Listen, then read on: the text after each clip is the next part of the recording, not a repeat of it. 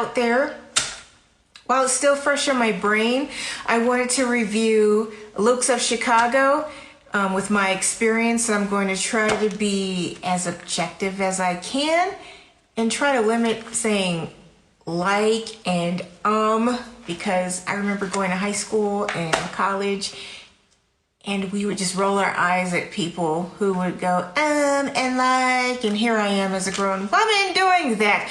Oh my goodness, like, that's totally not cool, not immature, and that's poor speech pattern. Anyway, and it's also good to be better. If you know better, you do better. So I'm doing that, working on that, and being less judgmental. Hey, I got a problem, I'm working on being better. So I just said, okay, so, moving on.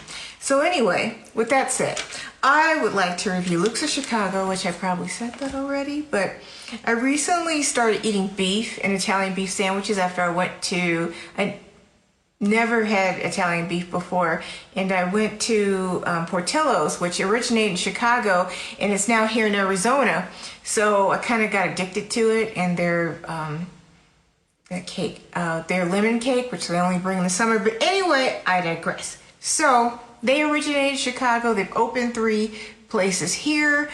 So I was with a friend, and we were in the cab, and we were talking to the cab driver and somebody else about Portillo's and the Italian beef. And they're like, no.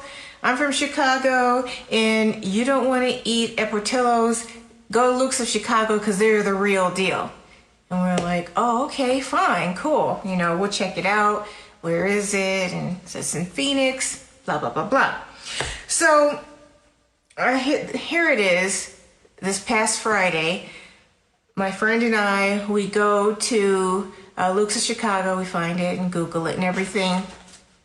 And I walk in, and there's a man standing at the front.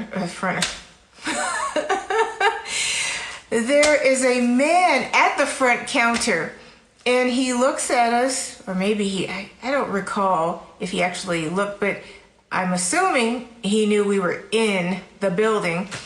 And he just goes straight into the kitchen. Doesn't say, hey, welcome, or be right with you, hold on. None of that. So my guest was like, do you really want to eat here?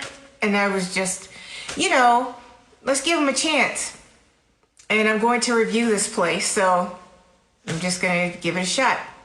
So as he proceeds to the kitchen, and there's a guy, I don't know what you call it, but where they're like, he looks at us and just says something to somebody and goes back to whatever he was doing. So I'm like, okay. Then the guy from the front counter comes back out, still doesn't acknowledge us. We're looking up at the menu, and he's probably giving us time to order, but it's still odd that he didn't say, take your time or say anything, didn't say a word. So finally I get to a point where I'm ready to order, and I try to get his attention, and then he asks what I want, and then I proceed to tell him what I want. My friend tells him what she wants, and I ordered the Italian beef, and then she ordered the Italian sausage. And so he takes our order, no biggie. But then I started, just trying to make small talk, but, talk about, we were referred here. They're like, don't go. We normally eat at Portillo's, but we were told, don't go there, eat here. It's the real deal. It's good. It's better. Don't go anywhere else. So he says, well, oh, that's good to hear. I'm glad that the word on the street is that it's still a good place to eat. He had, I can't speak for him, but he just appeared to maybe be awkward, so maybe that was it. I don't know. I cannot speak for him. I have to stick with the facts. It's just my observation, but I don't know what the man was thinking. I was trying to work to the point where, what made you guys decide to come to Phoenix? You originated in Chicago. He just didn't seem, he was just like, okay, got your order," and he was pretty much walking away. So then and actually, at Fox News, that he had Fox News on, it was so loud he had to turn that down to hear me for my order. So when after he takes the order and he goes back, about to go back, I look and I hear Bernie is projected to be the leader of the Democratic candidates. So I say, "Oh boy," and I said, "Well, Trump's gonna win anyway."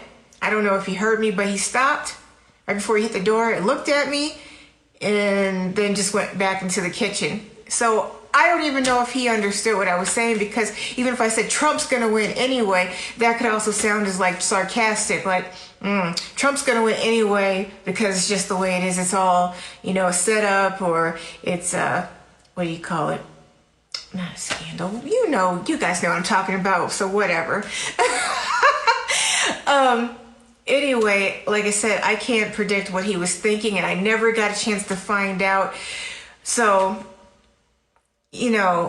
after that, he got our food and he brought it out to us, but I went to go record. So I started back outside while my guest was still in the restaurant. So I took pictures of the sign and the restaurant, and how it says established this time and open this time. It opened, I believe, the first store in 1968 in Chicago, or 1966, and then 1988 in Phoenix.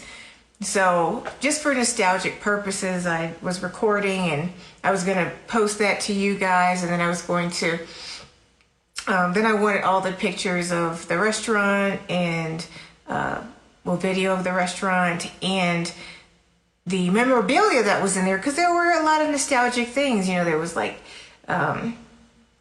pictures of Mike Ditka. There was a photograph of I think it was the owner with Larry Fitzgerald. I'm not sure if it was Ernie Banks in there, photograph wise. And then there was a painting of the Chicago skyline. And there was a barrel that said Chicago. It was like an old school, like metal barrel or drum. And I tried to take all that in. I was like, okay, that's cool. It's not as loaded with memorabilia like Portillo's or other Chicago restaurants, but it was enough. Well, I didn't have the food until later. We got the food. But anyway, as I was recording, my guest, and he ended up being my video, and I wasn't trying to get him or the people in the restaurant. I just wanted to get that.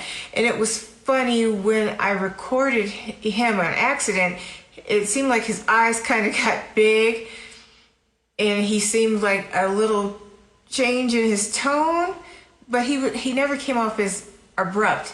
He just gave the impression that, like, you can eat here, but you don't have to. Whatever. You want something? Okay. You like it? Cool. If you don't, whatever. That's just the impression I got. I want to express I do not know what he was thinking, but that's the impression I got. Will I eat there again? No. But I wish them the best. I don't know what they've been through. I did think it was odd for an establishment that had Fox News going on, like blasted up, that, they would probably come off as more, I don't know what to say, but just more pleasant. Or just when you run a restaurant, it's not even that. It just seemed like the whole thing, you'd be happy. The economy is really good. We're number 2, in the United States as our, growth and job development. So, and I don't know what's wrong, why somebody wouldn't be happy, and you're running a business. So I was thinking, man, when I open my own business, shoot, I could just be like, come in, what do you want? No, I wouldn't do that. I just know better. But being that that's the impression I got, I know I don't have to eat there. I can eat anywhere else, and that's okay. They don't have to deal with me, and I don't have to deal with them. I don't have to feel a certain way. I don't have to be sensitive or whatever. And somebody else might have a better experience. So